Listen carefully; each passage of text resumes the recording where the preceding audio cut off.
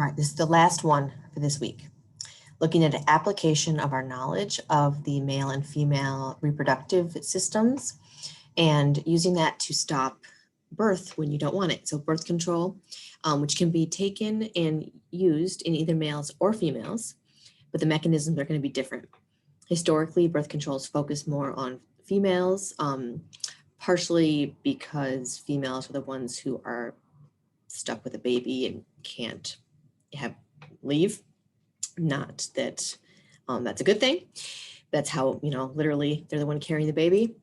Also because it is historically, as we've understood these systems, it's been easier to stop something that happens once a month. So oogenesis, producing one ovulation once a month versus something that happens millions of times a day in terms of spermatogenesis.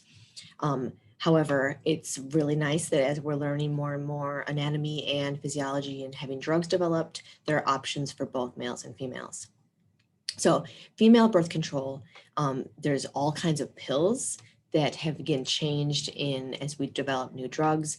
They're all different combinations of estrogen and progesterones. They all take advantage of the feedback system where estrogen at these lower levels and progesterone at any level feeds back to turn off the GnRH system, the HPG system, and prevents that LH surge. So if you have negative feedback occurring, you can never have an LH surge. So birth control pills pretty much always contain progesterone. I don't think there are estrogen only pills. There are progesterone only versions, and there's some that are combinations and different metabolites, different doses of each. And they all work by providing this constant level of the hormones that provide negative feedback so ovulation can't occur. They do stimulate some building of the endometrial wall.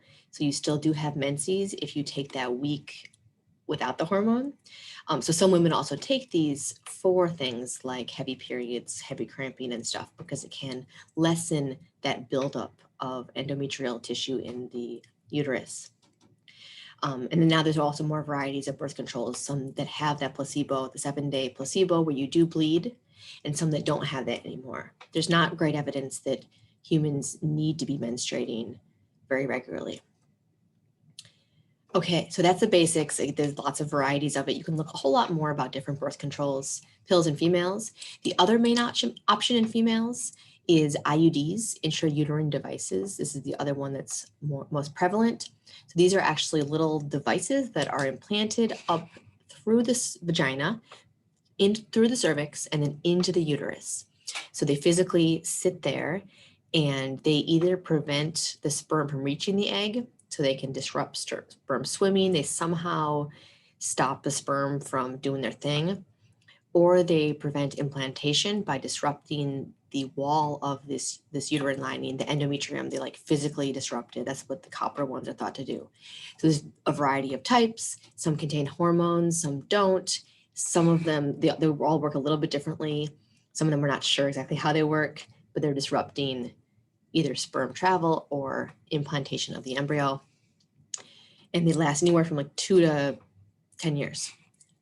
Last thing on here is I want to just show how tiny this is. This always looks giant in this picture. So this is the little thing that is the same size as this one. So your uterus is not as big as I think we imagine. Until you have a baby inside, then it expands. Okay, so that's the main methods for female birth control. Male birth control, there are a couple different options and things being developed. The first one, the oldest one actually, is a vasectomy. So vasectomy is a semi-permanent technique. I'm drawing little scissors here. This is when you cut the vas deferens or ductus deferens, and so that sperm cannot get through there anymore. And this is fairly permanent, although I've heard that can be reversed.